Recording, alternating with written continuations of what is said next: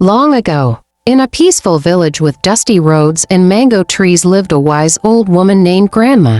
Oh well, her hut was made of clay with a straw roof, and always smelled like fresh herbs and firewood. She was kind and gentle with silver hair and a heart full of love. Children from the village loved to visit her for stories and food, but her heart beat most for one boy, her grandson Obi. Obi was 10 years old, playful, curious, and always hungry. He would follow Grandma everywhere, asking questions, climbing trees and sneaking mangoes. One rainy afternoon, Grandma Oel made a special meal, a rich pot of goat meat stew, slow cooked with onions, pepper, and native spices. The smell spread through the village like music. "Obi," she said, stirring the pot with care, "this meat is for tomorrow's visitor. Do not touch it, do you understand?" Obi nodded quickly, though his eyes never left the steaming pot. That night, thunder rolled across the sky and rain tapped gently on the roof. Grandma Oel blew out her lantern and went to bed. Obi could not sleep.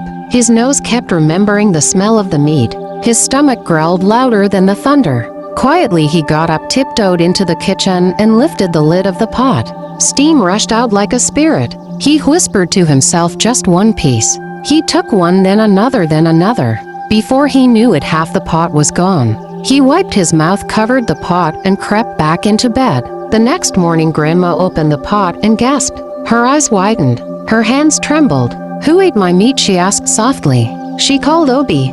"My son," she said, "did you open the pot?"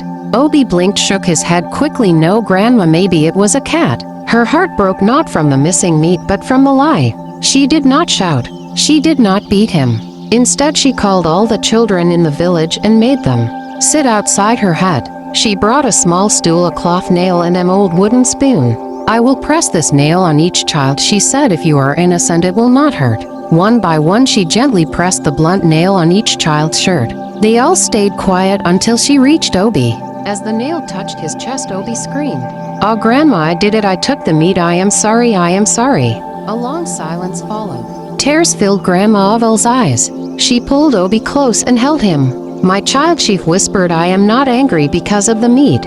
I am sad because you lied. You broke the trust between us." Obi cried hard into her wrapper. "I was hungry, Grandma." "I know," she said, "but if you had asked, I would have shared it with you. Trust is more important than any stew." From that day, Obi never stole again. He became known as a truthful man in the village. And when other children did wrong, their mothers would say, "Remember Grandma's pot, the truth always comes out in the smoke." It is better to speak the truth and be forgiven than to hide in lies and lose trust.